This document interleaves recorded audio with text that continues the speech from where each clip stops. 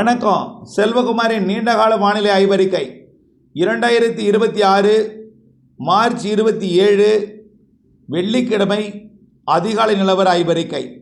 அதிகாரப்பூர்வ வானிலை அறிக்கைக்கு இந்திய வானிலை ஆராய்ச்சித்துறை அறிக்கையை பார்க்கவும். இது நீண்டகால ஆய்வறிக்கை. அதாவது இந்த மார்ச் இறுதி நாட்கள் ஏப்ரல் மே கோடை மழை, ஜூன் முதல் செப்டம்பர் வரை தென்மேற்கு பருவமழை, மேலும் அக்டோபர் நவம்பர் டிசம்பர் ஜனவரி வடகிழக்கு பருவமழை எப்படி இருக்கும் என்பதை முன்னோட்டம். நம்ம ஏற்கனவே நேற்றைக்கு அறிவித்ததில் நிறைய பேருக்கு ஒரு சந்தேகம் இருந்தது. அந்த சந்தேகத்திற்கு விடையளிக்கும் விதமாக இந்த அறிக்கையை பதிவு செய்கிறேன். சரி, என்ன சந்தேகம் அப்படின்னு பார்த்தீங்கன்னா, கோடை மழை இருக்குன்னு சொல்லியிருக்கீங்க. குறிப்பாக டெல்டா மாவட்டங்களில் தெற்கு காற்று அதிகமாக இருக்குமே சித்திரையில், அப்போது கோடை மழை இருக்குமா? சித்திரை வந்தாலே தெற்கு காற்று இருக்கும், வைகாசி காற்று இருக்கும். சித்திரை வைகாசியில் தெற்கு திசையிலிருந்து காற்று இருக்கும். இந்த காற்று இருந்தால் மேற்கிலிருந்து வரக்கூடிய மழையோ அல்லது கிழக்கிலிருந்து வரக்கூடிய தாழ்வு நிலை மழையோ வருவதில் கொஞ்சம் பிரச்சனை இருக்கும். ஆனால் இந்த ஆண்டு அது எப்படி இருக்கும் தெற்கு காற்று? இன்னொன்று என்ன கேட்டிருக்கீங்கன்னா, கோடை மழை அதாவது எப்படி இருக்கும், நிகழ்வுகள் எங்கே அமையும்? ஏற்கனவே நாம் அது சம்பந்தமாக ஏற்கனவே விளக்கப்பட்டிருந்தாலும் சில புரிதல் இல்லாமை காரணமாக, அதாவது கொஞ்சம் சந்தேகத்தின் காரணமாக இன்னும் கொஞ்சம் கூடுதல் விளக்கம் தேவைப்படுகிறது என்பதற்கான ஆய்வறிக்கை இது. சரி, முதல்ல எல்லாத்துக்கும் முன்னாடி நம்ம கடல் அமைப்பை நாம் ஏற்கனவே பார்த்துருந்தோம். பசிபிக் பெருங்கடலில் முதல்ல பார்த்துருவோம். பசிபிக் பெருங்கடல் இப்போ வரைக்கும் லானினா தான். லானினா என்பது ஆசியா பக்கம் வெப்ப உயர்வு. அமெரிக்கா பக்கமும் வெப்பம் உயர்ந்திருந்துச்சு. அமெரிக்க பக்கம் வெப்பம் உயர்வதையெல்லாம் அப்படியே நீரோட்டம் கடத்தி வந்து கொண்டிருந்துச்சு. ஆக தொடர்ந்து நீரோட்டம் கடத்திய காரணத்தினாலே நிலை பெறவில்லை. அமெரிக்கா பக்கம், ஆசியா பக்கம் வெப்பம் உயர்ந்தது. இப்போ என்ன ஆயிருக்குன்னா, தொடர்ந்து நீரோட்டம் கடத்திட்டு வருது. கொஞ்சம் நீரோட்டம் மத்திய பசிபிக் பெருங்கடலுக்கும் கடத்துது. ஆக கொஞ்சம் ஜிக்ஸாக் போட்டுட்டு இருக்கு. அப்போ என்ன ஆகும்?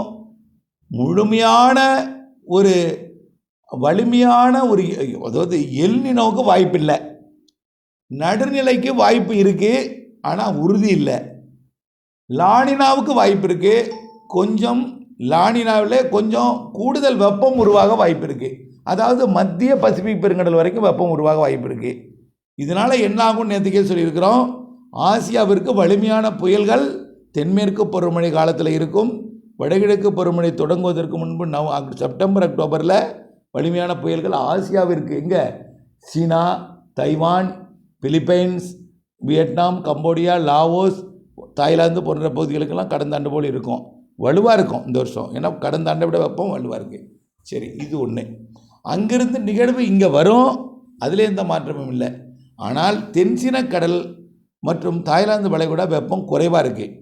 கடந்த ஆண்டு சேமித்து வைக்கப்பட்டிருந்துச்சு. இந்த ஆண்டு கொஞ்சம் இழந்திருக்கு வெப்பத்தை. எப்படிங்க சொல்கிற, பசிபிக் பெருங்கடல் வெப்பம் உயர்ந்திருக்கு. அதுக்கு அடுத்தபடியாக வங்கக்கடலுக்கு தெற்கே இந்திய பெருங்கடல் வெப்பம் உயர்ந்திருக்கு. இடைப்பட்ட தென்சீன கடலும் உயர்ந்து கொண்டிருக்கு. ரொம்பவெல்லாம் குறையலை. தென்சீன கடல் கொஞ்சம் கொஞ்சம் உயர்ந்துட்டு இருக்கு. ஆனால் தாய்லாந்து வளைகுடா ரொம்ப குறைஞ்சிருக்கு வெப்பம். இப்போ தான் 27 மாறி இருக்கு. ஆக 28, 29 உயர்ந்துடும். அது வேறு விஷயம். ஏன்னா நீரோட்டங்களை வேகமாக கடத்த முடியாத பகுதி அது. சுமத்ரா தீவு, ஜாவா தீவு எல்லாமே இருக்கிற காரணத்தினால அதில் பூந்து புறப்பட்டு அந்த நீரோட்டம் ஓடணும். இருந்தாலும் அந்த இடைப்பட்ட ஆழம் குறைவான பகுதியாக இருந்தாலும் அது வலுவான நீரோட்டம் பயணித்து கொண்டிருக்கிறது அந்த இடத்துல. அதனால் பிரச்சனை ஒன்றும் இல்லை, வெப்பம் உயரும். ஆக நிகழ்வுகள் வருகையில் எந்தவித மாற்றமும் இல்லை, அதில் எந்த பிரச்சனையும் இல்லை. தென்சீன கடல் பகுதி வழியாக தாய்லாந்து வளைகுடா வழியாக பருவமழை காலத்தில் வரக்கூடிய நிகழ்விற்கு மாற்றம் எந்தவித பாதிப்பும் இல்லை. ஒருவேளை அங்கேருந்தே நிகழ்வே வரலன்னா கூட இந்திய பெருங்கடல் வெப்பம் கடுமையாக உயர்ந்திருக்கு. மிக கடுமையாக, இதுவரைக்கும் இல்லாத அளவிற்கு உயர்ந்திருக்கு. உலகத்திலேயே அதிக வெப்பமான கடல்னா பசிபிக் பெருங்கடல் தான் நம்ம படிச்சிருக்கோம், அட்லாண்டிக் பெருங்கடல் படிச்சிருக்கோம். ஆனால் இப்போது அதை விட கூடுதல் வெப்பம் சுமத்ராவிலிருந்து சோமாலியா வரை நிலநடுக்கோட்டு பகுதியில் 30 டிகிரி செல்சியஸ் ஆகிருக்கு. இப்போது நடுநிலை ஐஓடியா இருக்குது. நீரோட்டம் வலுவாக சுமத்ராவுக்கும் சோமாலியாவுக்கிடையும் பயணித்து கொண்டிருக்கு. நீரோட்டம் வங்கக்கடலில் மேற்கு வங்கம் வரைக்கும் பயணிக்க தொடங்கியிருக்கு. ஒடிசா வரை நல்லாவே பயணிக்குது. அரபிக்கடல் வெப்பத்தையும் உயர்த்தியிருக்கு. கேரளா கடலோரம் 30 டிகிரி ஆகிருக்கு. கேரளா கடலோரம் 30 டிகிரி ஆகிருக்கு. இது உயர்ந்தாலும் அது தென்மேற்கு பருவக்காற்று தணிக்கும்.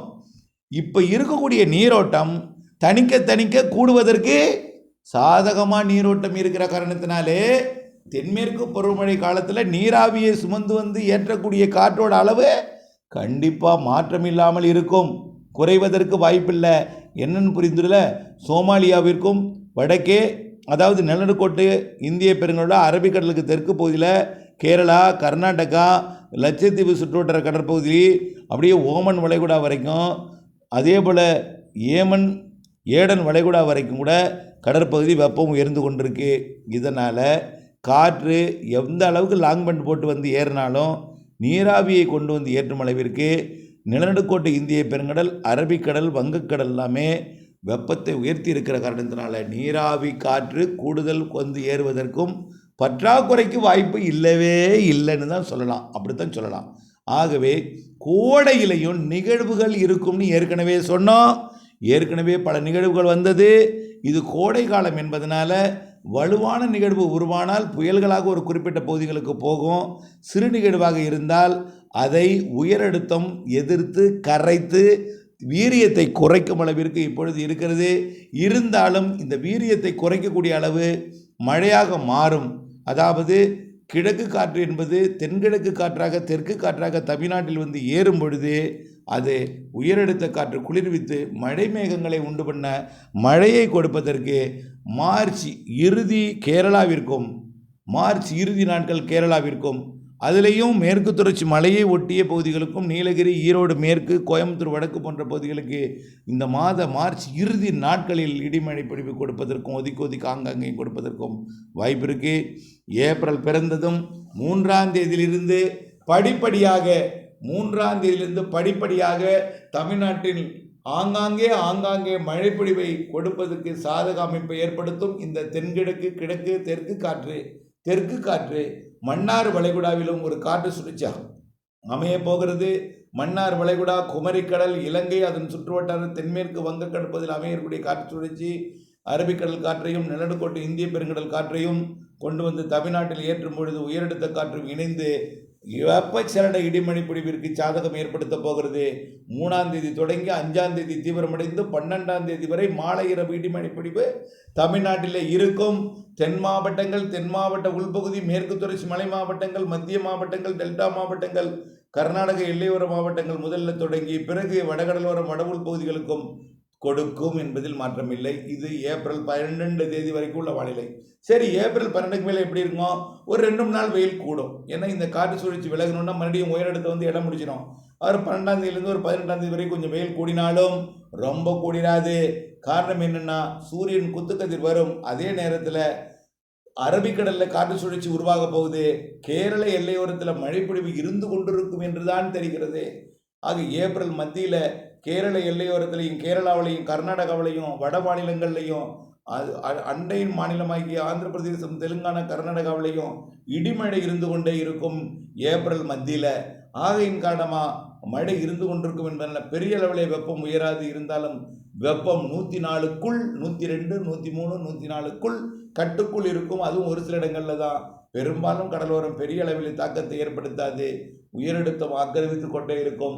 கோடை மழை இருக்கு, அதுவும் அளவாக கட்டுக்குள் வைக்கும் என்பதையும் வெப்பத்தை தெரியப்படுத்த விரும்புகிறேன்.